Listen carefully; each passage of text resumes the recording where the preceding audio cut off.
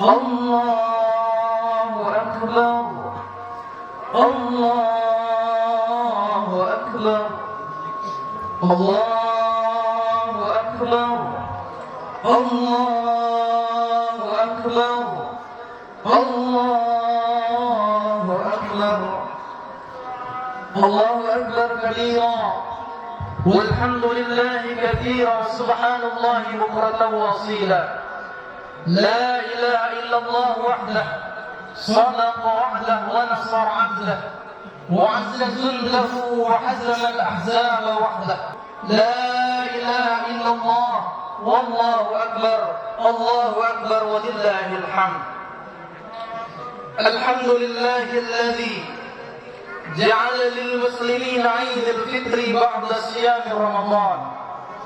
أشهد أن لا إله إلا الله وحده لا شريك له، وأشهد أن سيدنا محمدا عبده ورسوله لا نبي بعده.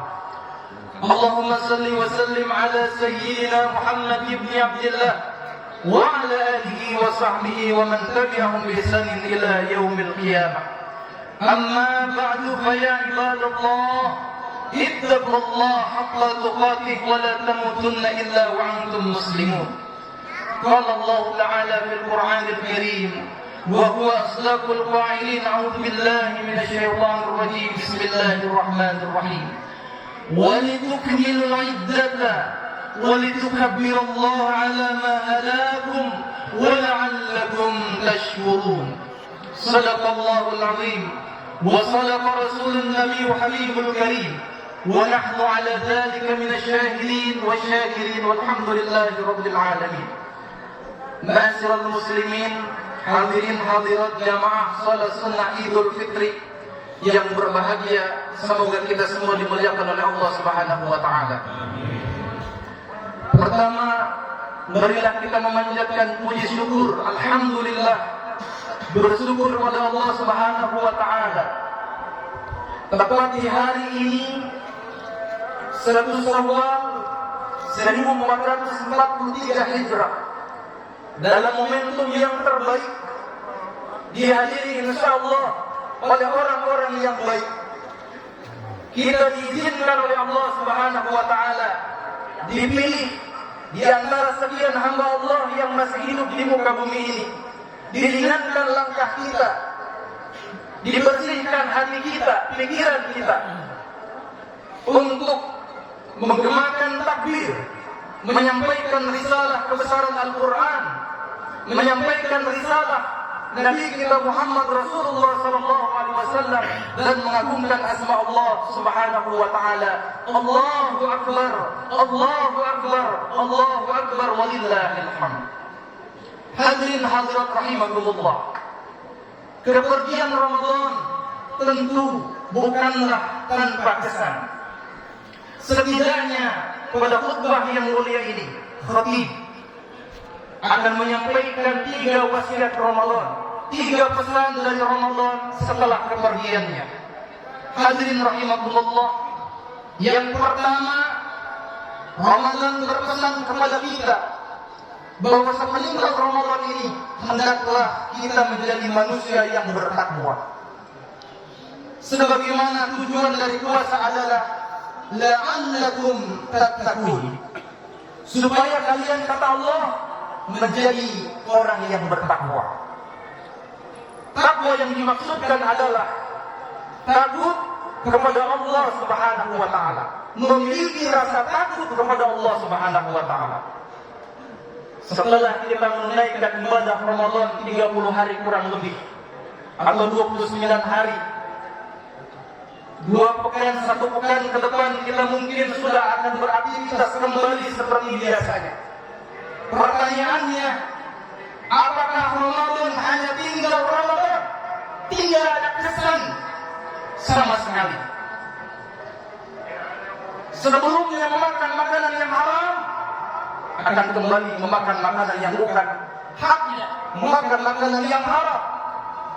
Maka bagi orang yang berpuasa, bagi orang yang puasanya berhasil setelah Ramadan ini, dia makin takut kepada Allah Subhanahu wa taala. Ketakutan kita kepada Allah kadang kita takut miskin. Kadang kita takut sakit. Namun hendaknya ketakutan kita kepada kemiskinan, ketakutan kita kepada rasa sakit harus lebih takut lagi kepada Allah Subhanahu wa taala.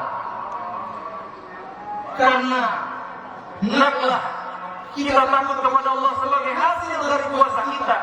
Takut kepada Allah, jangan sampai memakan makanan yang haram.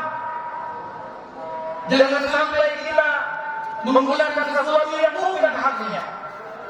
Karena orang-orang yang memakan makanan yang haram, akibatnya yang pertama Nabi mengingatkan kepada kita, kullu lahmin, setiap daging, nabata min haramin, yang didapat dari yang haram, benar Allah, maka neraka lebih cocok untuk membakarnya. Oleh karena itu, mari kita jauhi makan makanan yang haram. Yang kedua, orang yang suka makan makanan yang haram, doanya ditolak oleh Allah Subhanahu wa taala. Berdoa kita siang malam, Rabbana hab lana minaz salihin. Ya Allah, berikanlah hamba ini anak yang soleh, keturunan yang soleh. Kata Allah, aku tolak doanya. Berdoa kita, Rabbana hab lana min azwajina wa dhurriyyatina qurrata a'yun waj'alna lil muttaqina imama. Minta kepada Allah anak cucu keturunan, pasangan hidup yang sejuk dipandang mata. Kata Allah, aku tolak doanya. Kenapa? Karena mat'amuhu haramun, makanannya haram, mashrabuhu haramun, minumannya haram, malbasuhu haramun, pakaiannya haram, wa ghudhiya bil haram, dan diberi makan dari yang haram. Na'udzubillah. Sehingga walaupun berlinang air mata darah, kita berdoa di depan Ka'bah sekalipun, kata malaikat, labbaik wala sa'daik. Kau tidak dapat panggilan, kau tidak dapat haji yang mabrur. Na'udzubillah. Kenapa? Karena kau mengkonsumsi, yang kau makan, yang kau pakai adalah dari yang haram. Na'udzubillah, tsumma na'udzubillah.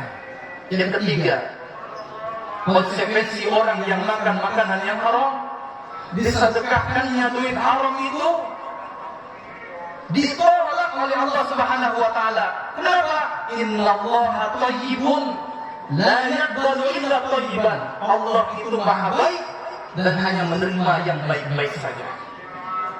Jika misal kita dikaruniakan rezeki uang 100 juta, tapi duit itu duit yang haram, jangan pernah kita berpikir 90 juta disedekahkan ke mushola, ke masjid, ke tempat ibadah, lalu diterima oleh Allah Subhanahu wa taala. Memang pengurus masjid tidak tahu mungkin akan menerima, tapi ada Allah yang Maha tahu. La ta'khudhuhu sinatun wa la naum. Allah tidak mengantuk dan tidak tidur. Duit haram disedekahkan ke jalan Allah, ditolak oleh Allah Subhanahu wa taala. Sia-sia. Yang keempat, hadirin, orang yang suka memakan makanan haram akan menimbulkan sikap keras. Bagi orang yang memakannya akan menimbulkan keras pada hatinya. Nasiyatin kadibatin khati'ah. Duit yang haram, ibu-ibu membawanya ke pasar. Di pasar dibelikan beras. Beras dibawa ke rumah dimasak oleh istrinya, oleh ibu-ibunya, dimasukkan ke dalam mejikom, berubah menjadi nasi. Nasi dimasukkan ke dalam piring, dari piring disuapkan ke dalam perut anak-anak kita. Tanpa disadari kita sedang menyuapkan makanan-makanan yang haram ke dalam perut anak kita. Makan makanan yang ada di dalam perut lalu digiling oleh usus menjadi setetes darah. Darah menyemprotkan ke dalam jantung, ke otak. Otak menggerakkan sel-sel saraf. Tapi karena yang dimakan adalah makanan yang haram, maka pikiran anak pun haram, haram, haram, haram. Maka jangan heran kenapa ada anak susah banget disuruh sholat, kenapa ada anak susah banget disuruh baca Quran, kenapa ada anak susah banget diajak ke masjid. Hendaknya kita merenung, hadirin, periksa makanan kita, periksa nafkah yang kita berikan. Jangan-jangan jangan-jangan yang kita berikan adalah makanan yang tidak disukai oleh Allah Subhanahu wa taala. Kenapa istri kita tidak pernah berbaik sangka kepada kita, suaminya? Kenapa istri selalu suudzon? Mungkin salah satu penyebabnya adalah karena makanan, karena uang yang kita berikan kepada istri kita adalah uang yang haram. Jangan-jangan rezeki yang kita berikan adalah rezeki yang tidak halal, yang tidak disukai oleh Allah Subhanahu wa taala. Maka sebagai bentuk dari puasa kita berhasil, takutlah kita kepada Allah Subhanahu wa taala hadirin. Takut memakan makanan yang haram, memakan harta yang haram, menggunakan barang yang tidak disukai oleh Allah Subhanahu wa taala. Mulai hari ini mari kita jauhi, mari kita hindari. Allahu akbar, Allahu akbar, walillahil hamd. Hadirin rahimakumullah. Wasiat yang kedua, Ramadan berpesan kepada kita, puasa ditutup dengan membayar zakat fitrah. Ternyata ujung-ujungnya adalah kita dimintakan oleh Allah, diperintahkan oleh Allah untuk membayar zakat fitrah. Kalau kita lihat seluruh rangkaian ibadah, hakikatnya adalah bentuk kepedulian kepada sesama manusia. Puasa hubungan kita kepada Allah, hamdu minallah, yang akhirnya bayar zakat, hamdu minannas. Salat hubungan kita kepada Allah, hamdu minallah, tapi ujungnya salam ke kanan dan ke kiri, hamdu minannas. Intinya adalah seluruh rangkaian ibadah yang kita lakukan tujuannya adalah sebagai bentuk kepedulian kita kepada sesama manusia. Zakat fitrah adalah bentuk kewajiban kita untuk membayarnya. 1 tahun hanya 3,5 liter atau 2,5 kilo. Apakah hanya 3,5 liter kita membayar tebusan kepada Allah Subhanahu wa taala? Maka khatib melalui mimbar yang mulia ini mengingatkan diri khatib, selain zakat fitrah yang wajib itu masih ada yang sunnah. Apa itu? Ada infak, ada sedekah, ada wakaf, dan ini kita lanjutkan setelah pergian Ramadan ini. Bagi yang punya harta, yuk hendaklah cerdas dalam beramal. Bagaimana kalau nanti setelah meninggal dunia, kita tetap mendapatkan pahala dari orang-orang yang beramal. Itulah kata Nabi disebut dengan amal jariyah. Rasulullah sallallahu alaihi wasallam bersabda, "Idza mata Adam, jika anak cucu Adam meninggal dunia, ini potong amaluhu, terputuslah seluruh amalnya." Yang rajin salat sewaktu hidupnya, lalu meninggal dunia, tidak ada orang yang sudah meninggal dunia salat. Yang sewaktu hidupnya rajin puasa, lalu meninggal dunia, tidak ada orang yang sudah meninggal dunia puasa. Tapi ada satu amal yang walaupun kita sudah meninggal dunia akan terus mengalir pahalanya. Dialah dinamakan dengan amal jariyah. Membangun musalla, membangun masjid, menolong anak yatim piatu. Walaupun kita sudah meninggal dunia, pahalanya akan sama kita dapatkan dari mereka. Musalla As-Sabirin yang kita cintai ini, berapa banyak orang yang sudah sujud di tempat yang mulia ini. Berapa banyak orang yang sudah membaca Al-Quran di musola As-Sabirin ini. Berapa banyak orang yang sudah hadir ikut pengajian di majlis-majlis taklim di musola As-Sabirin ini. Tidak terhitung jumlahnya. Bagi yang pernah berinfak, maka berinfaklah untuk pembangunan musola ini. Karena kelak kita akan mendapatkan pahala yang sama dari orang-orang yang sudah mengerjakannya. Maka hendaklah kita cerdas dalam beramal.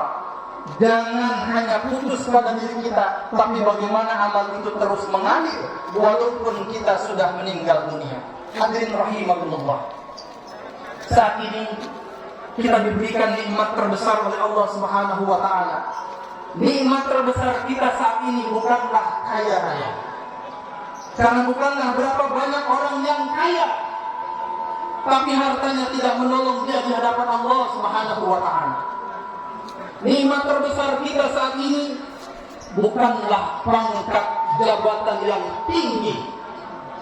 Karena berapa banyak orang yang pangkat jabatannya tinggi justru menjerumuskan dia ke dalam api neraka. Alhamdulillah. Nikmat terbesar kita ketika Allah berikan jabatan kepada kita ketika Allah berikan harta dan kekayaan, bisa menolong kita di hadapan Allah, itulah yang akan kekal abadi. Kalaulah orang beranggapan dengan harta dia akan mulia, kalaulah dia beranggapan dengan harta dia akan mulia, harusnya lebih mulia hari ini hadirin.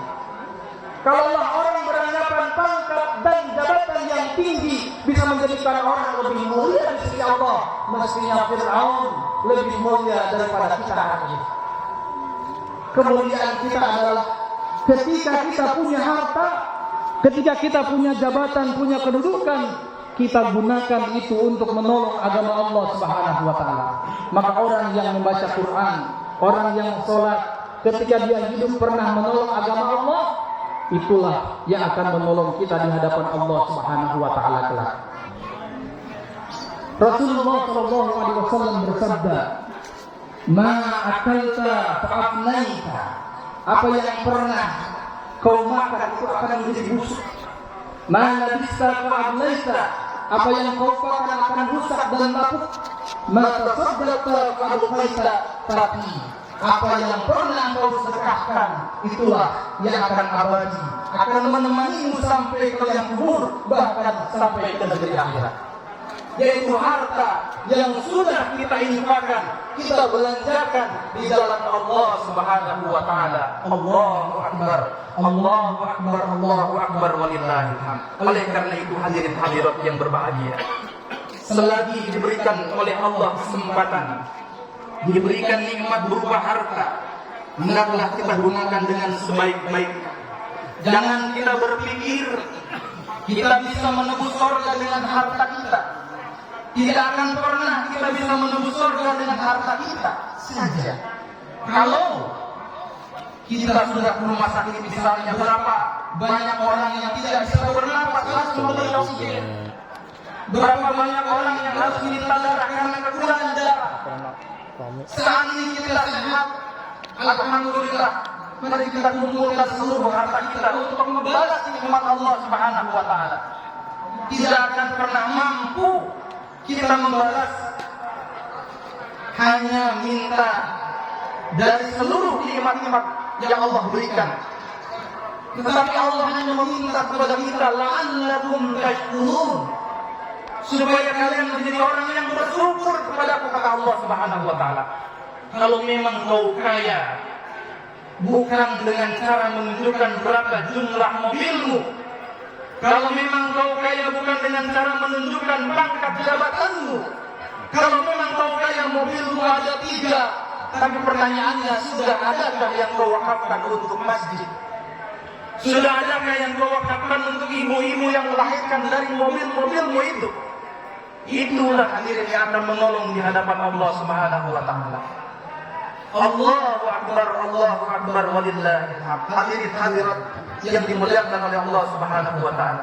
Wasiat yang ketiga, yang terakhir, pesan terakhir dari Ramadan yang telah kita lewati adalah, di bulan Ramadan Rasulullah pernah ditanya oleh Siti Aisyah radhiyallahu anha, "Ya Rasulullah, di bulan Ramadan itu ada malam kemuliaan Lailatul Qadar.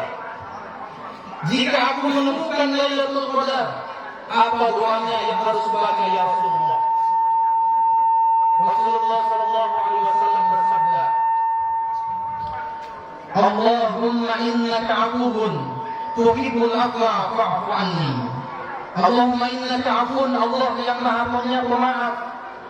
Tuhibbul 'afwa, Allah mencintai orang yang meminta maaf. Fa'fu anni, maka maafkanlah aku ya Allah. Kita disuruh minta maaf kepada Allah atas segala dosa kita. Tetapi hadirin, kita tidak hanya sekedar punya dosa kepada Allah, tapi kita juga punya dosa kepada sesama manusia. Bahkan Rasulullah sallallahu alaihi wasallam mengingatkan kita dalam hadisnya, "Akan runi yamanil muflis." Tahukah kalian siapa yang bangkrut itu?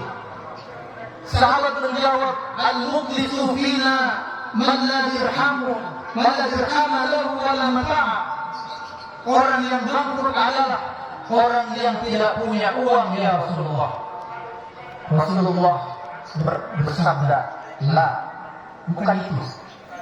Lalu Rasulullah menjelaskan, innal muflisa min ummati, sesungguhnya orang yang bangkrut dari golongan umatku. Lihat kalimatnya, min ummati. Rasulullah tidak mengatakan Majusi, Nasrani atau Yahudi. Rasulullah mengatakan umatku. Siapa mereka?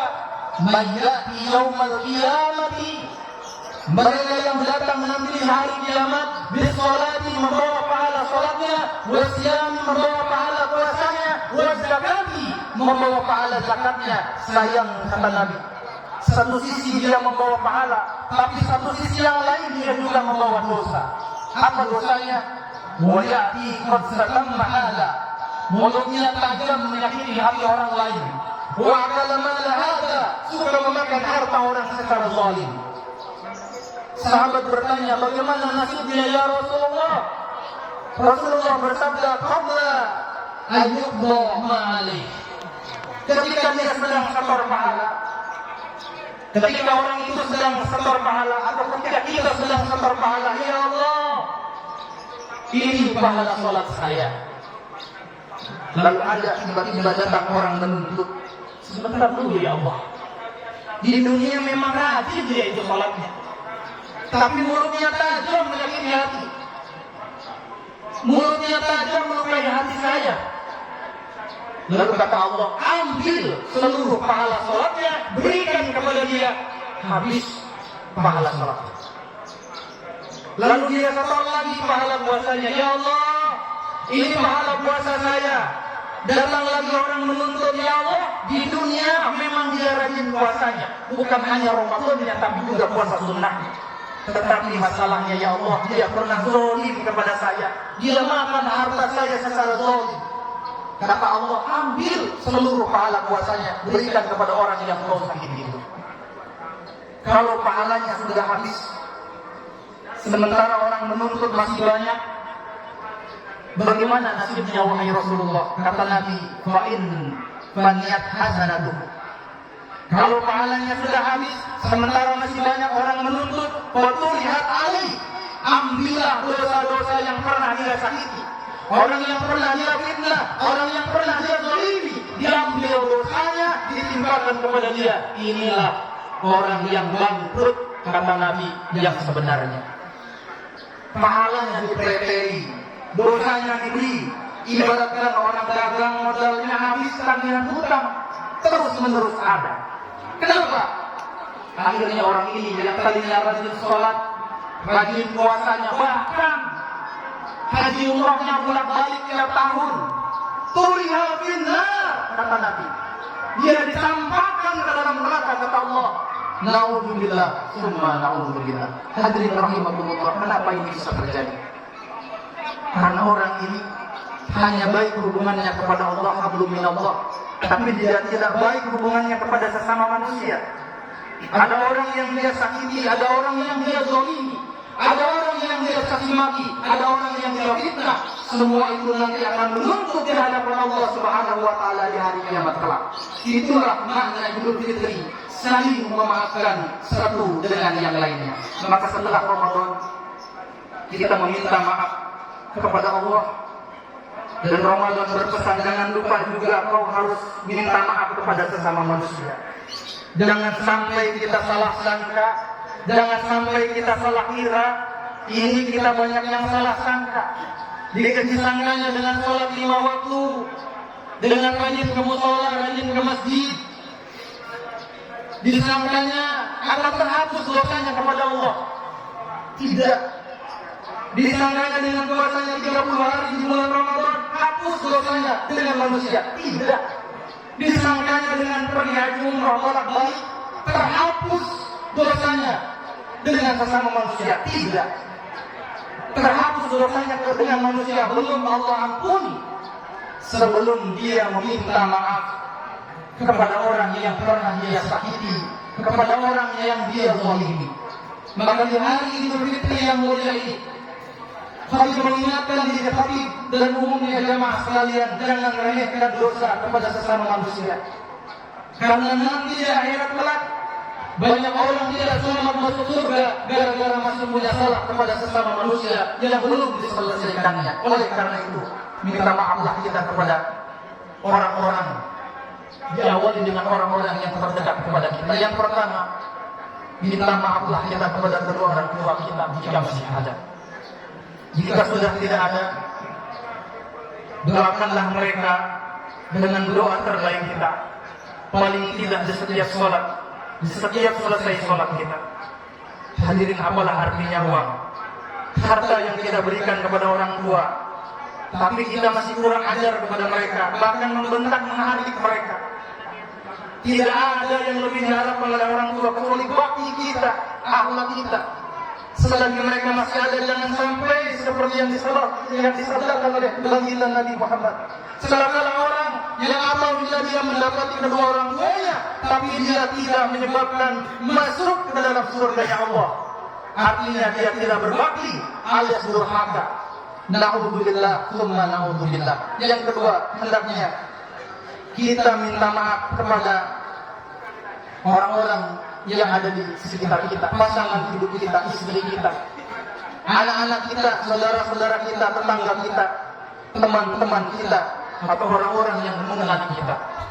Selagi kita masih ada, mari kita luangkan waktu kita untuk meminta maaf kepada mereka. Mudah-mudahan dengan demikian bergugur rendah dosa kita, pahala kita tetap ada sampai hari akhir. Bahkan kita bukan termasuk orang yang bangkrut yang tadi saya jelaskan sebelumnya. Hadirin rahimakumullah, itulah 3 pesan, itulah 3 wasiat Ramadan. Setelah Ramadan pergi, mudah-mudahan Ramadan ini benar-benar memberikan kesan kepada kita, dan Allah berikan kita panjang umur sehingga kita bisa bertemu lagi dengan Ramadan yang akan datang. Amin. Ja'alallahu wa iyyakum minal a'idin wal fa'ilin wal maqbulin. Kullu amin wa antum bi khair. Barakallahu li wa lakum fil Qur'anil azim. Wa nafa'ani wa iyyakum bima fihi minal ayati wa dzikril hakim. Wa taqabbal minni wa minkum tilawatahu innahu huwas samiul 'alim. Fastaghfiruhu innahu huwal ghafurur rahim. Allahumma shalli wa sallim wa barik ala sayyidina Muhammad wa ala ali sayyidina Muhammad. Allahu akbar, Allahu akbar, Allahu akbar, Allahu akbar, Allahu akbar, Allahu akbar, Allahu akbar, walillahil hamd. Alhamdulillahi ala ni'matil iman wal islam. Asyhadu an la ilaha illallah wahdahu la syarika lah. Wa asyhadu anna sayyidana wa nabiyyana Muhammadan abduhu wa rasuluh. Allahumma salli wa sallim wa barik ala sayyidina wa nabiyyina Muhammadin wa ala alihi wa sahbihi ajmain. وعلى من تبعهم بإحسان إلى يوم الدين أما بعد أوصيكم عباد الله ونفسي بتقوى الله إن الله أمركم بأمر بدا فيه بنفسي وتنافي بالملائكة وقال تعالى إن الله وملائكته يصلون على النبي يا أيها الذين آمنوا صلوا عليه وسلموا تسليما اللهم صل وسلم وبارك على سيدنا محمد وعلى آله وصحبه أجمعين وارض اللهم عن الخلفاء الراشدين أبي بكر وعمر وعثمان وعلي وعن سائر الصحابة الأكرمين وعن التابعين ومن تبعهم بإحسان إلى يوم الدين. Mari sama-sama kita berdoa kepada Allah Subhanahu wa taala. Astaghfirullahaladzim, astaghfirullahaladzim ya Allah.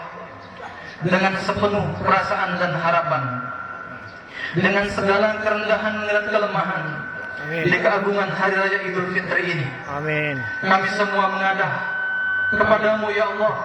Ampunilah walau sebanyak apapun dosa dan kesalahan kami. Amin. Ampunilah walau seburuk dan senista masa lalu kami ya Allah. Amin. Ya Allah, Engkau Maha tahu dosa yang terang-terangan maupun yang tersembunyi. Amin. Yang kami lakukan ya Allah, ampunilah dosa yang besar ataupun yang kecil, yang telah lalu ataupun yang akan datang, yang sengaja ataupun yang tidak sengaja kami lakukan ya Allah. Ya Allah, tentunya kami tidak sekedar bersalah kepadamu, tapi kami juga bersalah kepada sesama manusia Ya Allah, bukakanlah pintu maaf bagi orang-orang yang pernah kami sakiti. Ya Allah, begitu juga kami akan memaafkan orang-orang yang pernah menyakiti kami. Ya Allah, ampunilah dosa kedua orang tua kami. Amin. Berapa kali mereka tidak nyenyak tidurnya karena ulah kami, ya Allah. Berapa kali mereka harus ngantuk karena di tengah malam kami sakit, ya Allah. Berapa kali kami sering melukai hatinya. Berapa kali kami sering membuat mereka marah dan kecewa. Ya Allah, berapa kali kami sering menghardik, membuat mereka menangis karena ulah kami, ya Allah. Ya Allah, begitu banyak dosa kedua orang tua kami. Kami tak dapat membalasnya, ya Allah, kecuali dengan hanya mendoakan. Allahumma ighfir lana dzunubana wa liwalidina warhamhuma kama rabbayana shaghira. Ya Allah, ampunilah juga dosa saudara-saudara kami kaum muslimin, muslimat, mukminin, mukminat dimanapun berada. Ya Allah, semakin hari umur kami semakin sedikit, ya Allah. Sudah pasti ajal kami sudah semakin dekat, ya Allah. Ya Allah, kami mohon kepadamu panjangkanlah umur kami dalam sehat walafiat, sehingga kami tetap beribadah dengan baik, tenang dan khusyuk kepadamu, ya Allah. Jumpakanlah lagi kami dengan Ramadan yang akan datang, ya Allah. Ya Allah, lindungilah kami dari segala musibah, wabah dan bencana. Sembuhkanlah keluarga kami, saudara-saudara kami, orang-orang beriman yang saat ini sedang berbaring sakit. Angkatlah penyakitnya, ya Allah, sehingga mereka bisa kembali beraktivitas dan beribadah kepadamu. Ya Allah, ketika azab kami datang, semoga orang-orang yang pernah kami sakiti dalam keadaan sudah memaafkan. Ya Allah, ketika azab kami datang, izinkan akhir hayat kami dengan husnul khatimah. Izinkanlah akhir hayat kami mengucapkan kalimat la ilaha illallah Muhammadur Rasulullah. Ya Allah, ketika azab kami datang, orang tua kami sudah ridha, sudah memaafkan kami. Keluarga kami sudah memaafkan, saudara-saudara kami, pasangan hidup kami sudah memaafkan, teman tetangga sudah memaafkan kesalahan-kesalahan yang kami berbuat, sehingga kami tenang meninggalkan dunia ini, ya Allah. Izinkanlah ketika ajal kami datang tidak ada hutang piutang, ya Allah. Jangan izinkan kami mati membawa hutang, ya Allah. Ya Allah, ketika kami sudah menjadi jenazah, semoga banyak orang yang mau ikut menyolatkan, banyak orang yang mau turut mendoakan. Kami mohon, ya Allah, ada anak cucu kami yang akan mengimami, yang akan ikut sholat jenazah bersama kami mendoakan kami.